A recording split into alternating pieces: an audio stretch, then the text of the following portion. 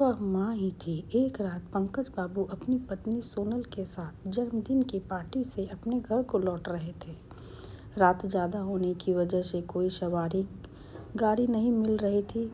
पंकज बाबू का घर मुश्किल से 3 किलोमीटर की दूरी पर नैनीताल के एक पहाड़ी गांव में था। मुसीबत यह थी कि महीना अगस्त का था और उस पर से जोरों की बारिश हो रही थी और उन्हें घर पहुंचना भी जरूरी था। अतः उन दोनों पति पत्नी ने पैदल ही घर चलने का निश्चय किया। मोबाइल के टॉर्च की मध्यम सी रोशनी में वे दोनों आगे बढ़ने लगे।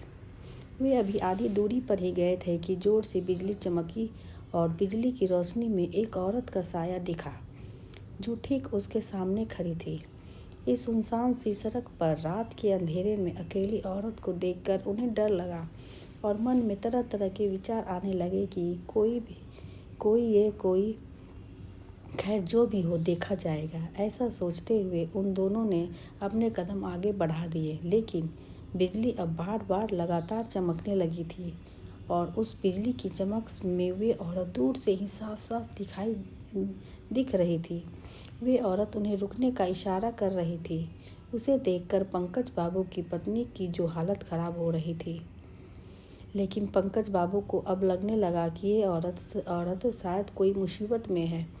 पंकज बाबू जब रुके तो वे औरत उनसे हाथ जोड़ते हुए बोली, भाई साहब प्लीज़ मेरी मदद कीजिए। तेज़ बारिश और पहाड़ी ढलान होने की वजह से मेरी गाड़ी का एक्सीडेंट हो गया है।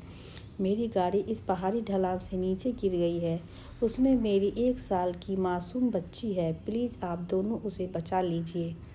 इतना कहते ही वे औरत आगे आगे चलने लगी और ना चाहते हुए भी पंकज बाबू अपनी पत्नी के साथ उस अजनबी औरत के पीछे पीछे चलने लगे। लेकिन एक अनजाने भय से उन दोनों का दिल जोर जोर से भी धड़क रहा था। जैसे ही वे दोनों पहाड़ी से नीचे उस गाड़ी के पास गए तो उन्होंने देखा कि गाड़ी में एक प्यारी सी मासूम बच्ची रो रही है। पंकज बाबू ने बच्ची को गाड़ी से निकाला तो पाया कि बच्ची बिल्कुल ठीक है। पंकज बाबू ने उस बच्ची को अपनी पत्नी के गोद में दे दिया। फिर पंकज बाबू को लगा कि ड्राइवर की सीट पर भी कोई है। जब वे आगे जाकर देखा तो उनके होश उड़ गए, क्योंकि ड्राइवर की सीट पर वही औरत खून से लथपथ होकर मरी पड़ी थी। पंकज बाबू को अब सब कुछ समझ में आ गया था। वे दोनों पति पत्नी बच्ची को गोद में लेकर अपने घर की तरफ आगे बढ़ गए। रास्ते में उनकी पत्नी ने उनसे पूछा, वे औरत कौन थी? फिर वे औरत दिखाई क्यों नहीं दी? कहीं वे कोई? पंकज बाबू बोले, वे एक माँ थी, मरकर भी अपने बच्चों के लिए तड़पती है, जो वही एक माँ ही थी जो। धन्यवाद। आपको अगर ये कहानी अच्छी लगी तो कमेंट करके ज़रूर बताएं, लाइक एंड शेयर करें।